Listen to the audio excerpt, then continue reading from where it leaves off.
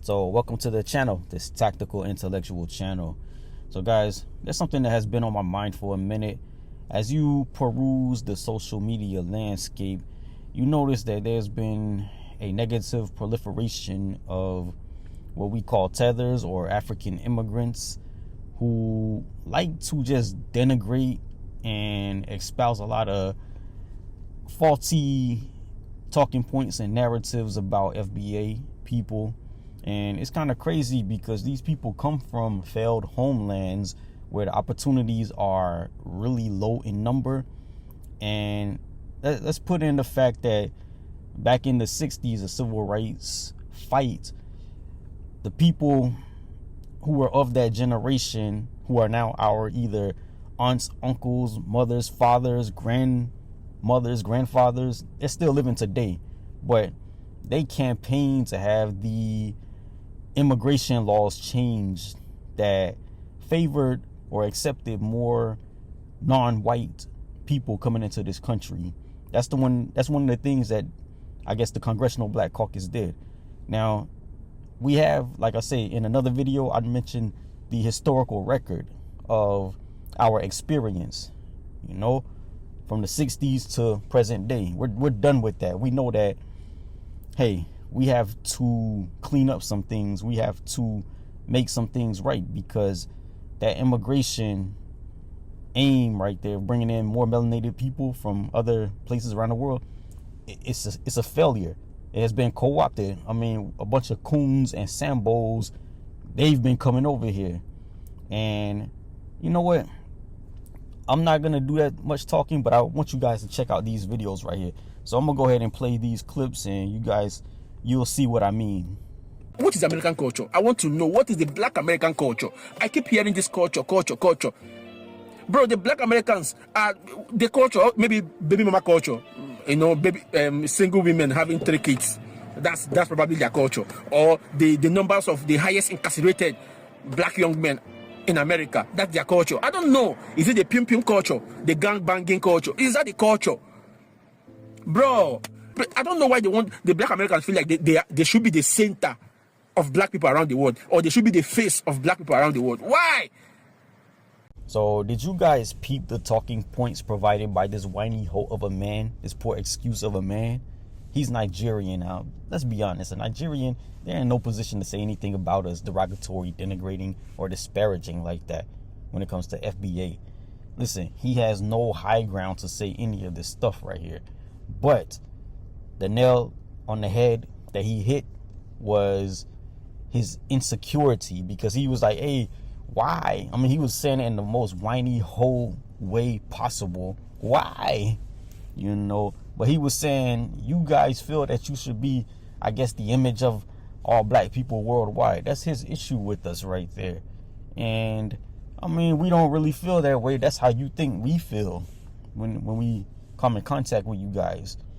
Listen, look at your homeland. When you lead in paternity fraud like that, when you have a lot of scamming going on like that, crime, ritualistic killings, bro, you can't say nothing to us, man. And this is all of West Africa, y'all can't say, this is all of Africa, really. Y'all can't say nothing to us like that.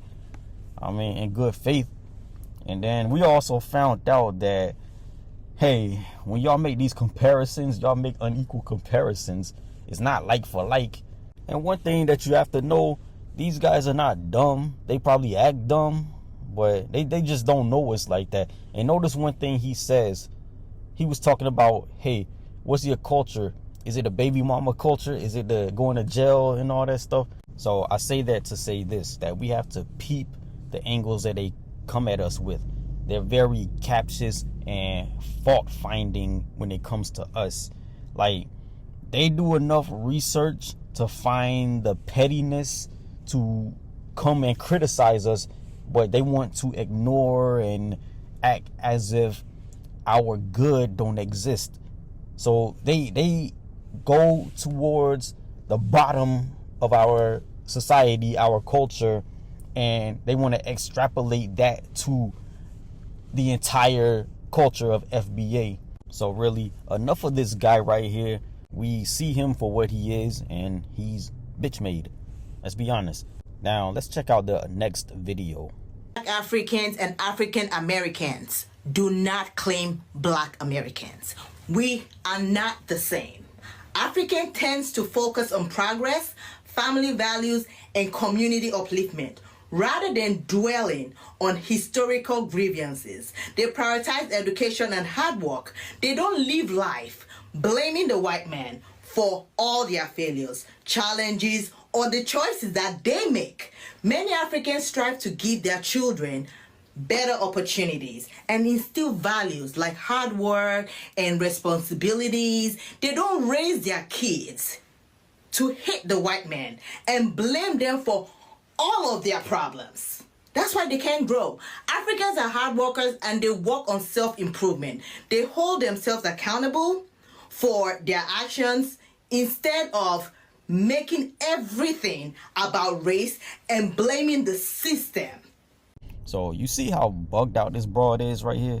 You know, this bad wench is so shameless, man. I'm feeling secondhand embarrassment on her behalf, but it's something that she's not feeling herself. This dumb hoe right here, she started bawling, crying when Charlie Kirk got murked.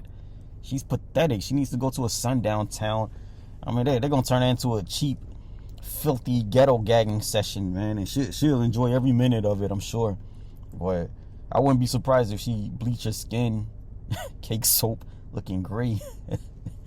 But let's unpack something right here. This is a good takeaway.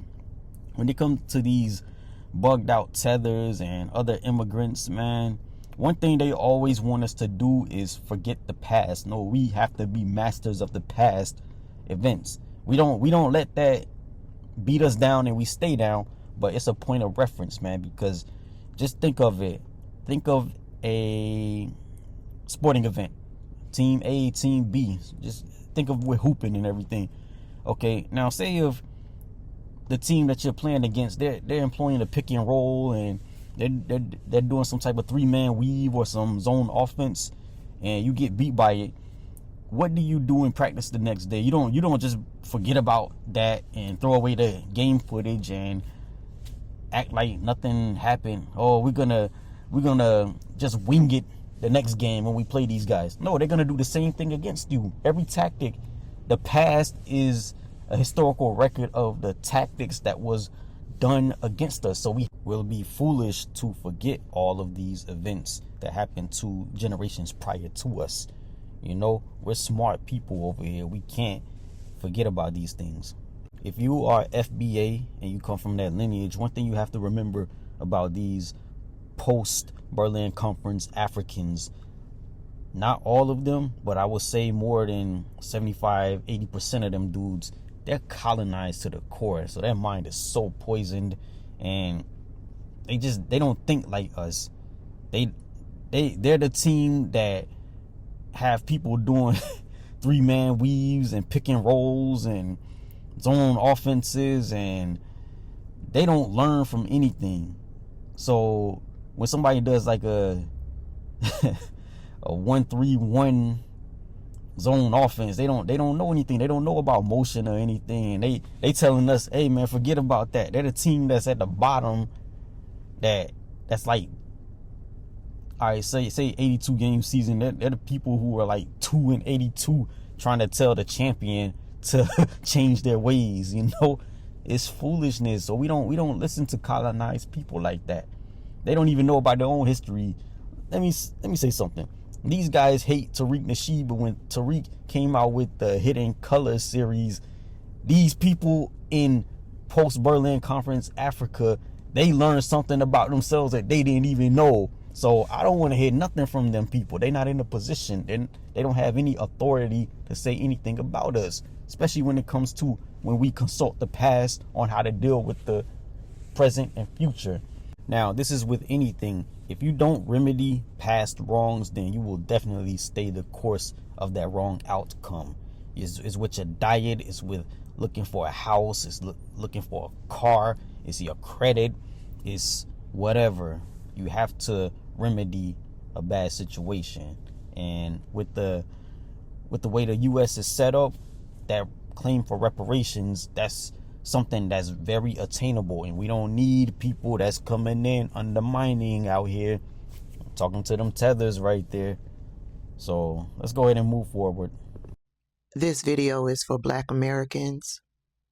Everybody else can stay, but I just want you to know that I'm specifically speaking to Black Americans. Black Americans, I've been thinking about this for a while, and Black Americans, you know that old saying, all skin folk ain't kinfolk.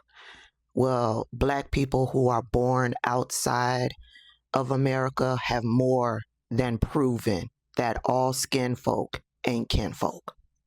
A lot of them are loud with their disrespect and their denigration of Black Americans. And it's sad, it's disheartening. They've been vile towards Black Americans out there on social media. The relentless harassment and bullying that they bestow upon Black Americans, it needs to be studied. And you best believe study we will do. Now, I'm going to link her video in my description. But this is what we're going to do. We're going to try to untangle the psychology and mentality behind these people. We're going to have the right psychological terms to describe these people and their bugged out mentality. And this is going to foster, I guess, a new code that we have when it comes to these people, because they're changing us for the better. We're going to become cold just like they're cold when they come over here. We're going to delineate in multiple ways just like they delineated in multiple ways. That combined with our historical record of these people from the 60s to present day, hey, it's necessary in the worst way. And if you don't believe that African immigrants delineate in multiple ways, then I'm definitely going to link the video to that African woman in the gray sweater when she was saying that, hey, it's immigrant first, then nationality, then tribe, and then Africans ally themselves with the group that will bring them the most success in the United States, and that's white people, the dominant society. So that's a four-way delineation right there to me.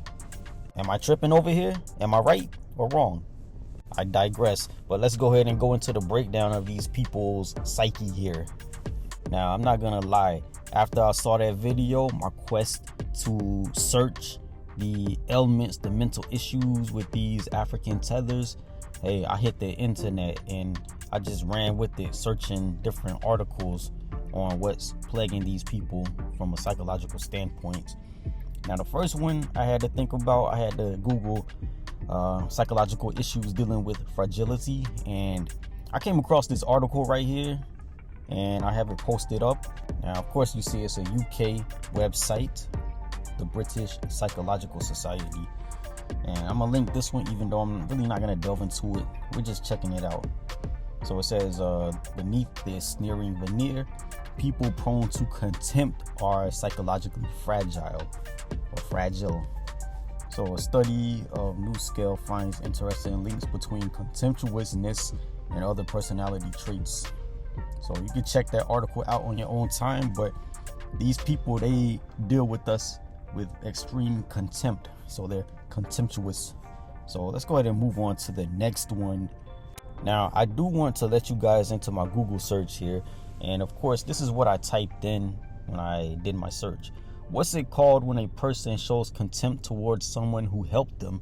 And if you know history, you know that this is in reference to the Congressional Black Caucus back in the 1960s or late 60s, who risked a lot to try to get the immigration laws and the quota system changed from a system that accepted white European immigration to the United States to have a more balanced, level playing field where you can accept more West Indians, Africans, Afro-Latinos, etc. into the United States.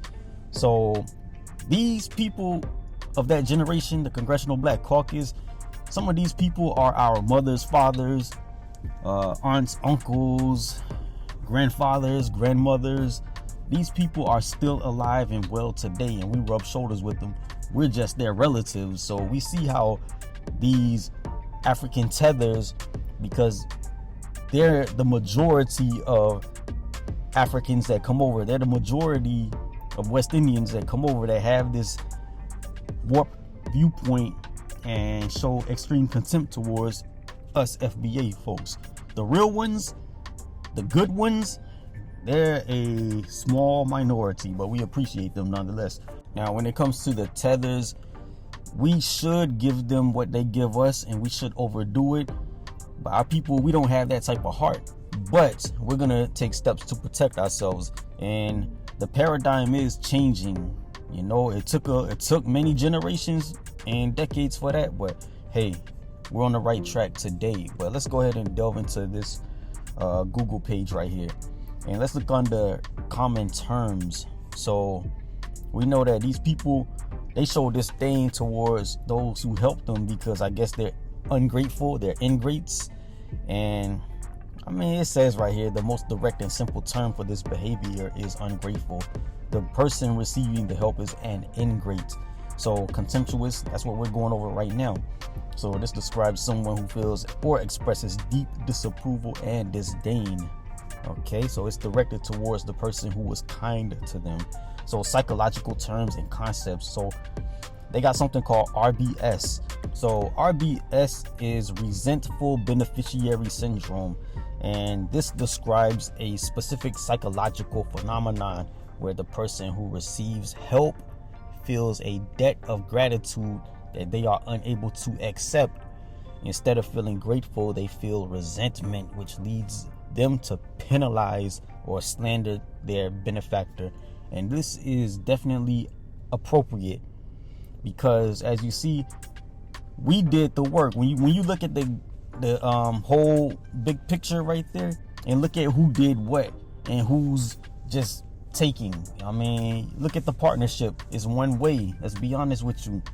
So I say that because look at the work that our people did. Let's look at the historical record of our dealings with them. And really, you have to ask yourself, has anybody over there in Africa done anything equivalent to help us get over there and hit the ground running, to help us get on our feet over there on the continent?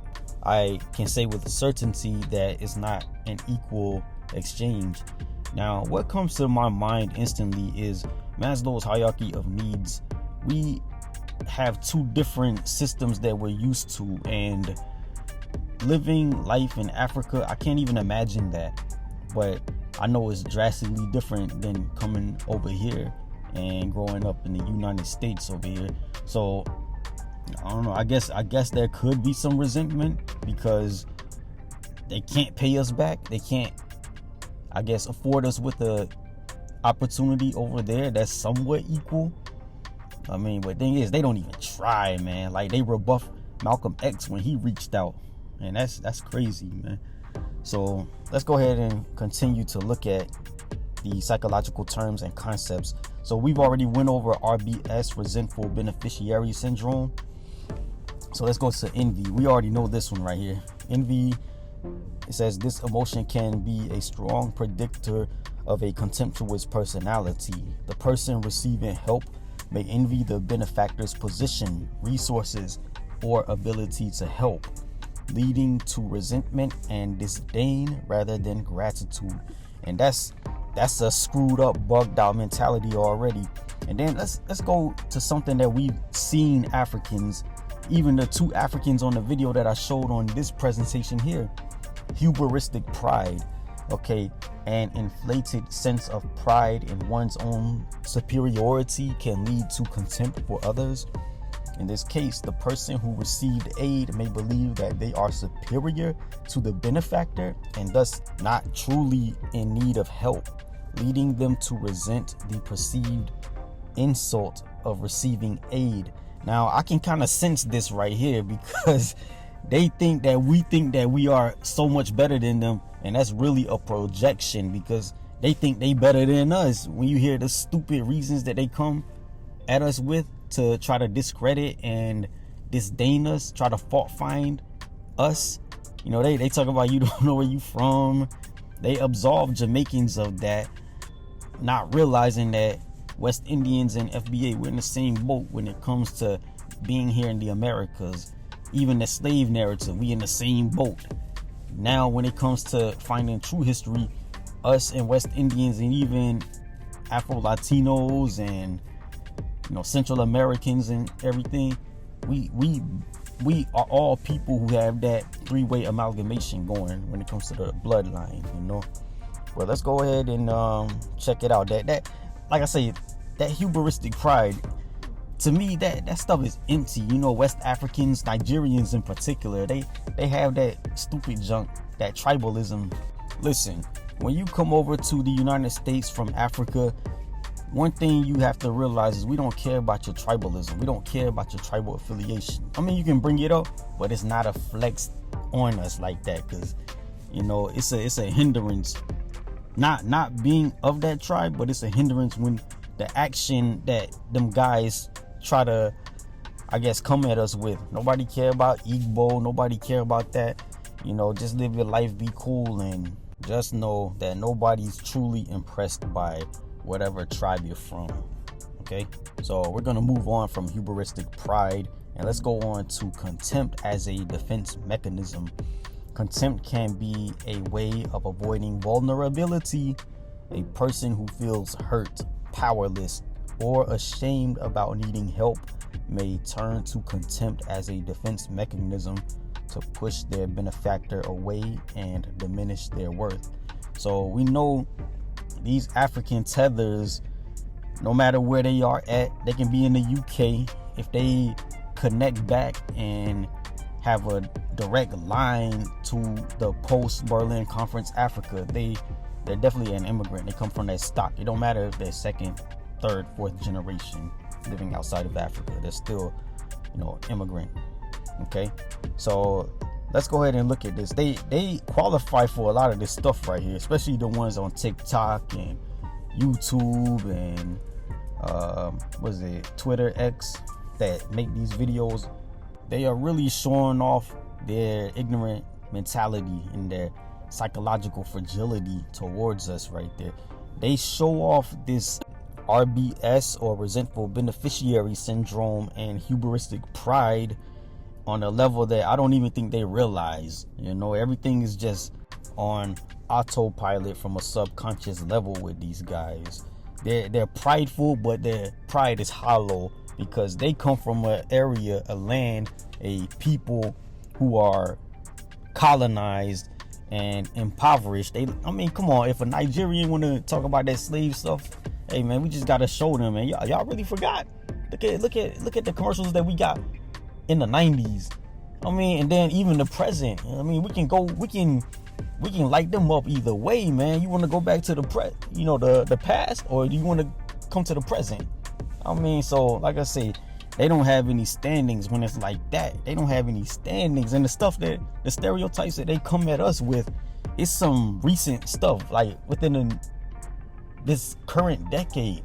Like they talk about twerking and stuff. Like this dude Frank, spelled with the CK, Zanu, the guy from, where is he from, Benin? Bro, we can light him up any type of way because he came here and he's living in the whitest state in New England. So he ain't ready for us like that. You have no culture. He's talking to a Haitian American chick. Come on, man. He's easy, bro. He definitely suffers from RBS. But I digress. Let's go ahead and move on. So now I'm going to scroll down a little bit and let's check out the summary of underlying reasons. So it says the contempt in this situation often stems from a damaged ego. Okay, so the person may feel that accepting help makes them appear weak or subordinate, which wounds their sense of self-worth. So long-standing resentment. The current act of help may tap into pre-existing feelings of injustice or a history of feeling unappreciated, which then boils over into contempt. So feeling controlled. If the help comes with perceived strings attached, the recipient may feel controlled and resent the power dynamic. That's the key right there. There's a power dynamic that they wish they had, but they're put into, in their mind, they're put into. So moral superiority, this is something that they don't have, mind you. So it says the person may view themselves as morally or otherwise superior to their benefactor. This cognitive bias can lead them to believe that the benefactor's actions were insufficient or inappropriate, or that they were simply undeserving of help. So with the Congressional Black Caucus, they brought them folks over during those times, the civil rights movement of the late 1960s. There were Africans coming over, and because you had Jim Crow laws and everything was segregated, they were staying in the homes of these FBA folks, church groups and everything. They were letting these Africans stay over with them. So I mean, that goes towards it. Maybe you were some high-ranking Igbo elder or whatever. Nobody cares when you come over here. You just, hey, even playing field. So I guess that power dynamic that you had in your village, it didn't translate. So that could have spurred on or kicked off that feeling of insecurity that you had, because you probably think that, hey, these FBAs are peasants, but they living better than you, and I have to come over here and stay with them, and I have to get up when they say get up. I have to ride with them because I don't have any transportation. I have to go to their place of worship and see how they. So I guess it could really mess their mind up right there. It could screw them up and leave them feeling confused, and we see that present day. All right, so now that we know that these people are highly contemptuous and they have that contemptuous personality, let's go ahead and delve a little bit deeper into this. So I have the Google search contemptuous personality, and it says a contemptuous personality involves a deep-seated tendency to look down on, derogate, and distance others because they fall short of one's own standards, often stemming from fragile self-esteem and characterized by anger, envy, and a pervasive sense of superiority or disgust. Should I even go on? Yeah, I'm going to finish the paragraph and move forward. And it says these individuals are highly critical and prone to judging others, which can manifest as emotional fragility, overreactions to criticism. We see that in Africans a lot, man. And antisocial tendencies, and is often associated with narcissism. Yeah, going back to that part where I say overreactions to criticism, we see that with Africans a lot, because an African start talking ish to us on Twitter or something, and then when we be like, hey bro, listen, they just had a genocide in your hometown, in your village, and it's like, oh man, y'all are divisive, nigga. Y'all are divisive. You hate Africans. You don't want to be African. You call yourself African American. And it's just like, yo bro, you came at us, man. That's the thing, man.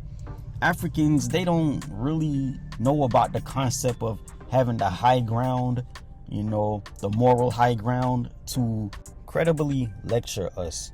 This is the equivalent of a fat, obese person trying to tell us about dieting habits and stuff, to eating right and stuff, and you're eating a bowl of lasagna and it's spilling all over your clothing and stuff, but you're trying to tell us that we should be eating salads. Come on, man. And to live the vegan lifestyle, but you're like 340 pounds and you're 5'5". Come on, man. It really doesn't add up, and there's no credibility there. The dynamics are off. So let's go ahead and move forward. So I have the slide up of psychological underpinnings, and of course I'm not going to read the definition. You can pause it if you want to see it, but a lot of these Africans, they want to lecture us, and it's deep. It's rooted in misplaced blame and attempt to self-soothe a combination of emotions. So the manifestations are social and relational consequences. So I'm going to skip the next one and let's go to the last one. And it says a cold demeanor. People prone to contempt often come across as cold and superior, distancing themselves from those they deem unworthy. All right, so you're from a war-torn area, but you want to come over here to the burbs of the United States or the city of the United States and act that way. That's terrible character, man. Let's be honest with you. And that's a quick way to make yourself a pariah to us in this country. You know, we already know that you're a pawn, you're coonish, Sambo-like mentality and behavior towards us. All that's doing is alienating yourself. And I hope that I don't know, it's not going to end well for the immigrants who believe in that lifestyle, that's the way to go, that's the way to conduct yourselves, to people that had a hand in bringing you here. Come on now. So let's go ahead and shift gears and only speak on the necessary methods on dealing with a contemptuous person. And like I say, we already know what to do with these people. Give them the cold shoulder, beat them up if you need to. I'm just kidding. But yeah, avoid these people, man. Keep them at arm's length, because it's a privilege to deal with us right here. In the grand scheme of things, you know, it's an honor to deal with our people. So to try to big up and high style on us like that, that's a no-go, man. You're not in a position to do that. It doesn't matter what type of immigrant. We don't even let the Sambos, the coons who are FBA, come at us like that. We check them. So I mean, some third world person gonna do that? And like I say, I don't want to sound too harsh, but the people that's right, my Africans who are right, my West Indians who are right and upright and know how to move correctly, hey, I mean, I'm not talking about you guys right here. So you guys are with us. But these coons and Sambos who are from the West Indies or from Africa or from South America, hey man, we gotta put them on blast, man. Y'all gotta kill that Judas spirit.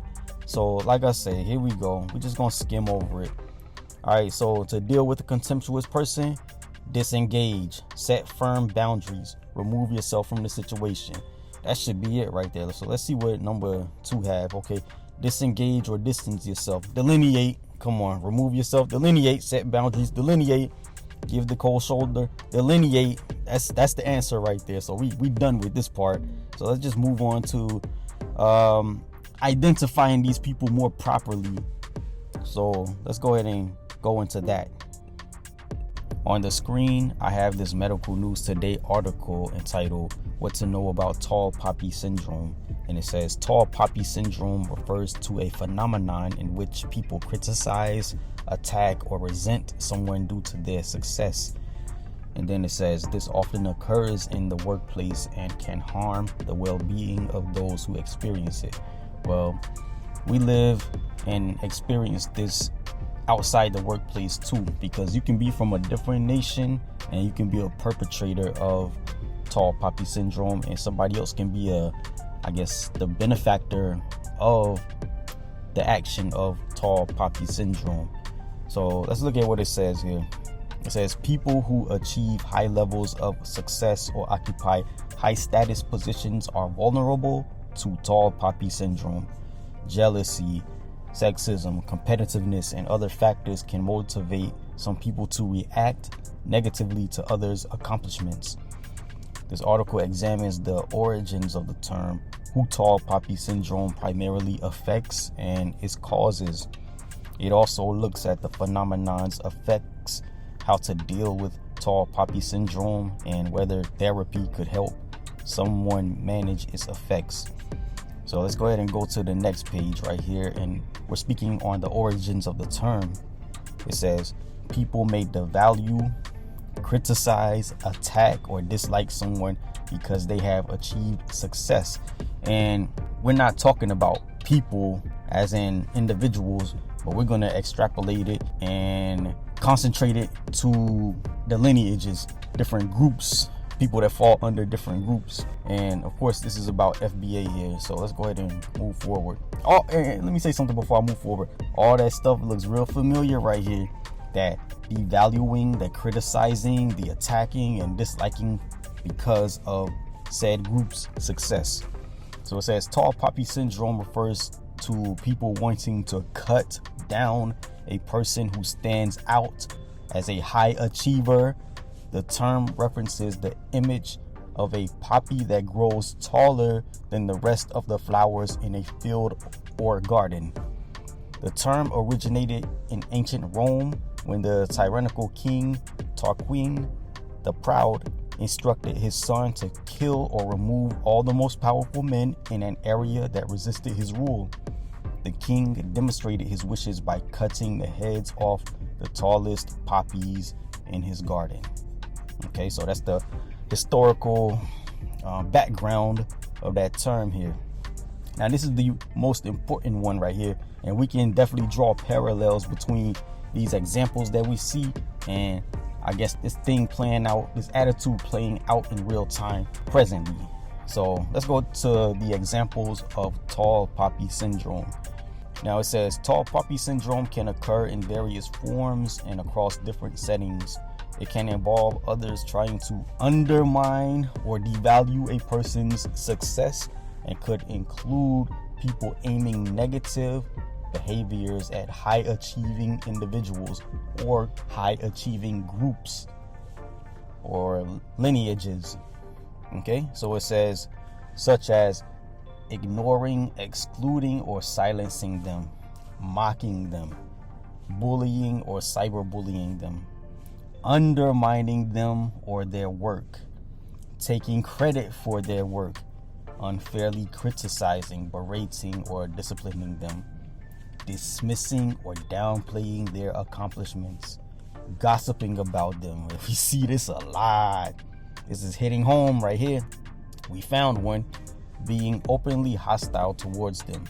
So in a 2018 survey, people responded with examples of others targeting them in the workplace in specific ways, which included people labeling them as an impossible perfectionist, barring them from promotions, accusing them of being aggressive for speaking up. That's one right there. We see that in real time. You know, some lame, corny tether just starts to engage, and then when the retaliation comes, then they do what? Accusing them of being aggressive for speaking up. You know, in Africa, they're really lax about this. They have a different culture. I'm not gonna delve into it in depth in this video presentation, but we're gonna check out the psyche and the culture that these Africans, you know, are equipped with back in their homeland, or develop in their homeland and bring it over to the United States or Europe. So where am I at?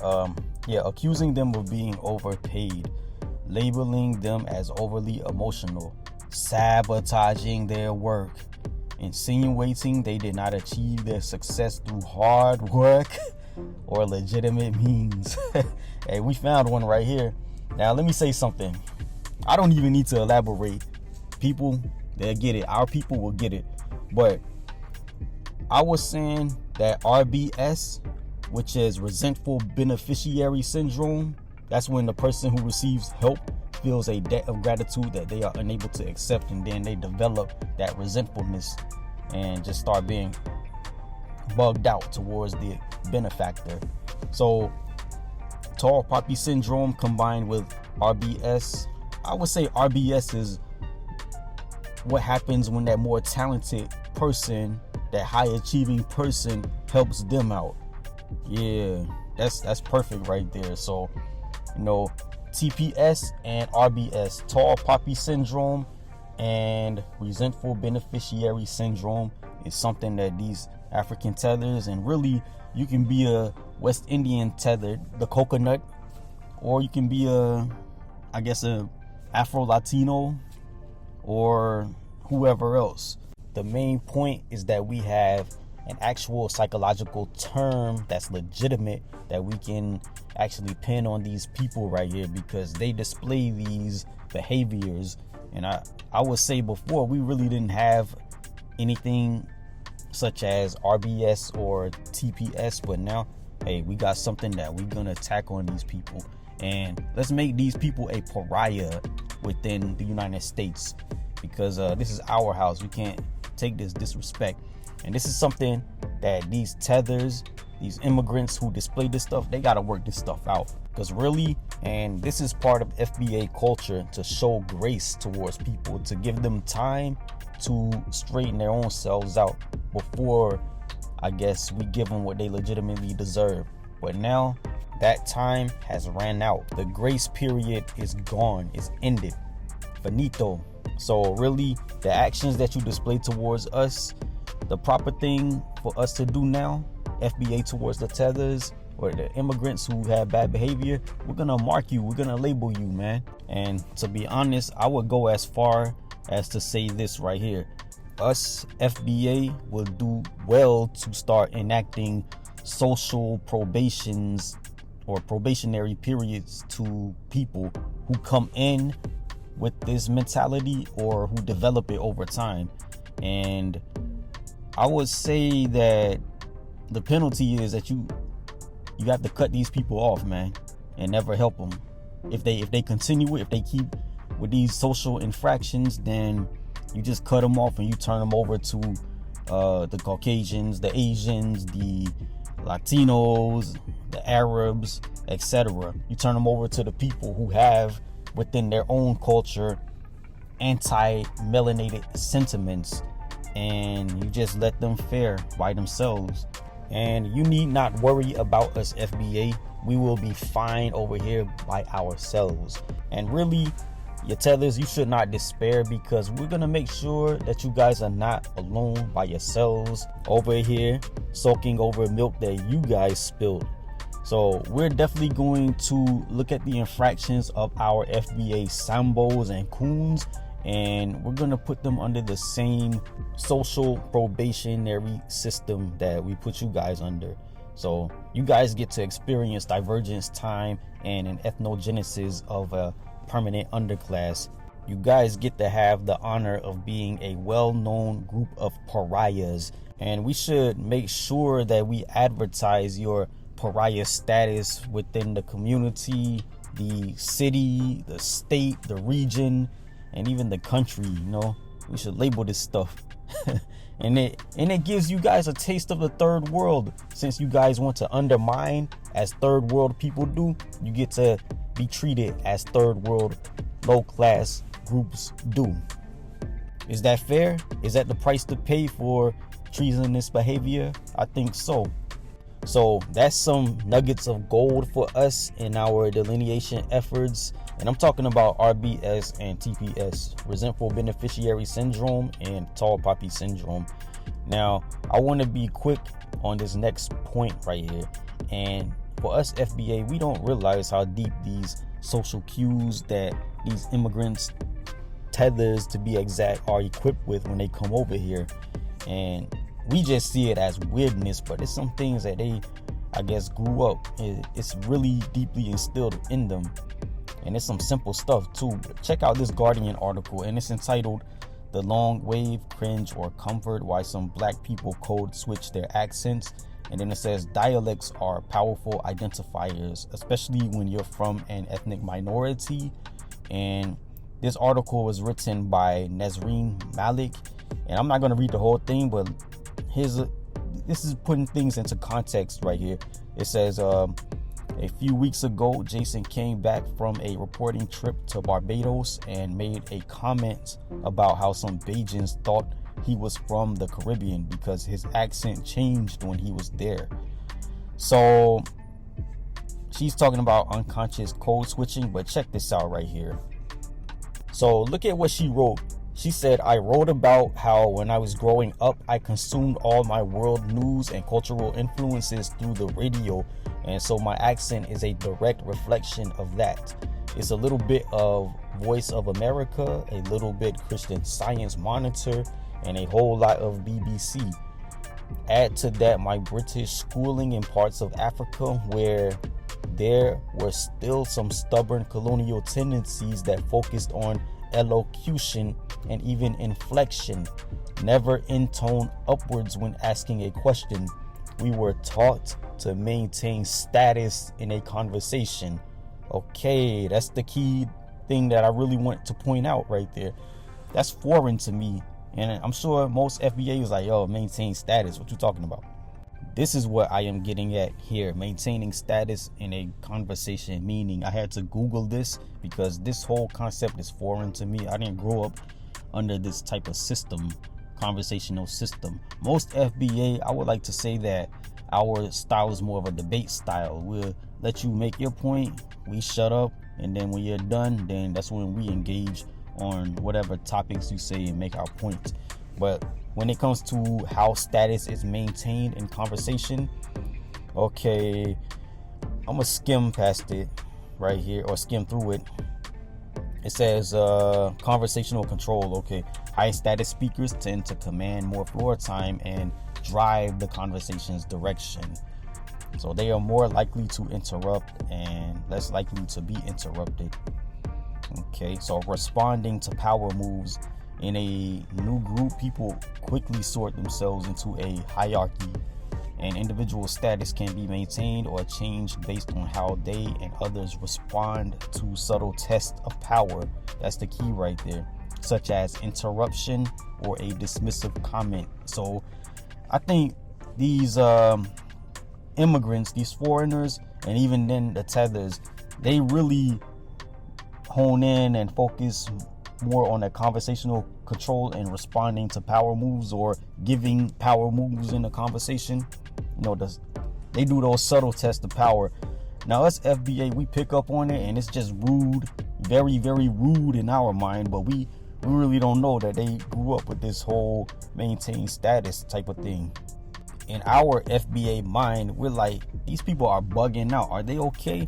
But little did we know, they're just trying to control a conversation by saying slick stuff, or they're trying to give out power moves or execute power moves in the conversation to test their power towards us. Dismissive comments, or they interrupt us mid-sentence, and meanwhile we're getting pissed off and we're starting to sweat and we're ready to just body slam them, but they on some faux British type of time towards us and it's foreign to us. So we're gonna go ahead and move forward, and I want to play a clip audio from Tariq Nasheed's radio show, to be specific. Now the audio that I use is taken from the Tariq Nasheed versus Hostile Hairline Haters show, and I'll definitely link this broadcast in my description so you guys can enjoy it at a later time. But let's go ahead and check out the point that his brother makes. Hey, Cornbread Mafia, hop in, brother. Hey, Tariq, how you doing? I'm good, man. How are you? Same old, same old. I just wanted to chime in on, far as some of our brothers and sisters from the diaspora. We do have some allies. We have some people that understand our plight, our struggle over here, our fight for reparations, like South Africans. Some South Africans are cool. They understand. Then we have a lot of Polynesian brothers, too, that understand that, you know, for our plight. Yeah. But it's a lot of them I do not trust. Far as some West Africans, they kind of love us and hate us at the same time. A lot of them are descendants of African slave trading tribes. Right. And people don't realize that. A lot of these Africans that are coming over here are descendants of African slave trading tribes that worked with Europeans during the transatlantic slave trade. Mm-hmm. So they have a lot of this, like how you say, they don't like descendants of slaves. Or their ancestors sold them off to die. They sold them off to be slaves. They sold them off to Europeans. About 12 million Africans were sold. They weren't expecting to see us again. They expect, you know, they sold us off like 40 people for one umbrella, 10 people for a glass bottle. They sold us off for trinkets. And the Europeans, they built economic empire off us. And those slaves that they sent away, that they sold, they didn't expect them 500 years later to become great. Prominent. And looking at their status, they got double-crossed by their partners. Their trade partners, the colonial Europeans, double-crossed them and colonized them with the Berlin Conference. So to me, it's like karma. You sold these people off, then 500 years later, they become great and global trendsetters and world influential. And you're colonized by your former partners that made your country third world. And now you're envious of the people you sold away became great. So now they come over here to the U.S., immigrate here, pull a Pan-African scam, old brother, sister, and eat off our communities. And when they eat off our communities, they set up their own separate stores. in establishments and don't hire Black Americans and talk bad about us. So they kind of eating off us twice. Oh yeah. Off the sales of our ancestors, and now they're coming over here today trying to eat off our community. I don't agree with it. It's like Jews trying to take the descendants of Nazis and bring them into their community. So I really enjoyed his breakdown. I like the summarization that he gave on this topic. It was done in a very succinct manner. Now, when it comes to lineage, of course, you know, us FBA, we know all about lineage. It's something that's near and dear to our hearts. But when it comes to the tether, the African tether, to be specific, it's not all of them, but the ones that really come over here and start beefing with us, start denigrating us for whatever reason, we really don't get how deep this stuff goes. And he broke it down that some of these people, their lineage goes straight to a tribe that were slave traders and slave catchers, and they really didn't expect to see us. They thought that it was just gonna throw us off and that was that. But everything came full circle. You have to factor in certain things. Start off with the tree of forgetfulness that these slaves, adults, and children were paraded around. And then the fact that they received compensation, or they were paid for said slaves. And then they were shipped off and the hands were washed. And they didn't expect to see these people for centuries, or if ever really. But we see centuries later, the descendants of these slave trading, slave catching tribes, they finally met up with the people that they sold. And like he said, they didn't expect these people to become great, to have an ethnogenesis and mix in with two other types of melanated people. You know, those Euros and then those Aboriginals who were both melanated groups. So then you got these Africans that came over, and I read some books that said that the enslaved pre-colonial Africans that came over here to the Americas, not just the US, but my West Indians and my Latinos, you have to remember the lands where these slaves disembarked at. Let me not get off subject, but the main point I wanted to make is that these Africans, pre-colonial Africans that came over here, they ultimately accepted their destiny of never going home again, never going back to Africa. And they came from not 54 countries, they came from specific kingdoms over in Africa. So evidently they made the United States home, and those other slaves, they made the Americas home. So what would be their mentality if they could be face to face with the people who sold them back in Africa? Hey, how would they view them? They're really an op at this point. So just think about that blood that's flowing through our veins, man. We have the blood of 3 different types of melanated people flowing through our veins, man. That explains our industriousness, our feistiness, our will. I mean, we can make something out of nothing here, man. And it's like, yo, we love to engage in confrontation. You know, we can definitely organize, but, you know, more importantly, we can survive. So we just have to tap back into that pre-colonial African kingdom culture, strategy, intelligence, and more importantly, wisdom. And when it comes to raw numbers, when it comes to the land mass known as the United States of America, that pre-colonial African element was the smallest one out of the 3. And we can also tap into that original Indian culture, strategy, wisdom, and intelligence. And also when it comes to the Europeans, the ones that was expelled over here and the ones that just came over here for a better opportunity, we can tap back into that old European, that old original European strategy, intelligence, wisdom, and culture. The ones that benefit us, not the degenerate behavior out of the 3 people that we're composed of. And I realize I'm going out on a limb and talking about things that is not mainstream, and people want to call it pseudo or say that I'm trying to hijack other cultures. If they only knew. The information is out there and I'm definitely presenting it. To be honest, we have some pretty warlike people all up and down our family tree, and it had me thinking when I heard that comment on Tariq's show that our people are like walking karma, or karma personified when it comes to these things. We can engage with anybody, anytime, anywhere.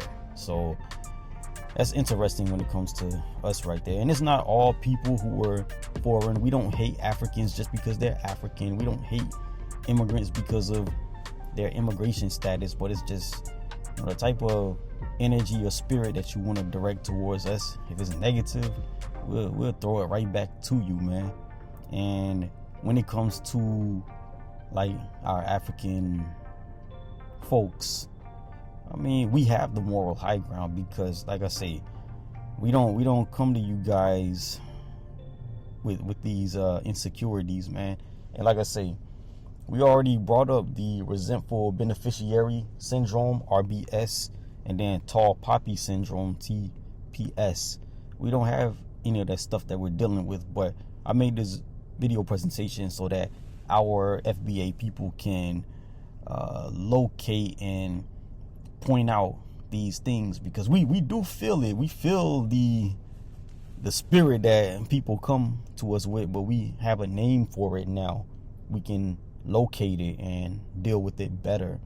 And instead of engaging, because like I say, our people, we can't, some of us will put hands on you, but you know, we don't want a lawsuit or anything. So it's best to just disengage and leave you guys alone whenever we come up and encounter that resentful beneficiary syndrome, RBS, or tall poppy syndrome, because hey, we don't ask for that stuff, but we'll definitely solve problems in a in a base way. But you know, sometimes we're better than that, and we can do that. Just cut them fools off until they come around, and then when they come around, they're on lifetime probation. You know, you slip up, you cut off for good.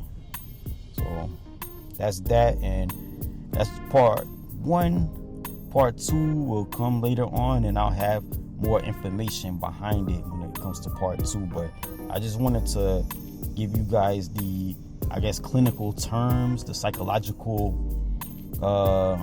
names for these problems here. So, you know, that's that, and I'll see you guys later. Take care.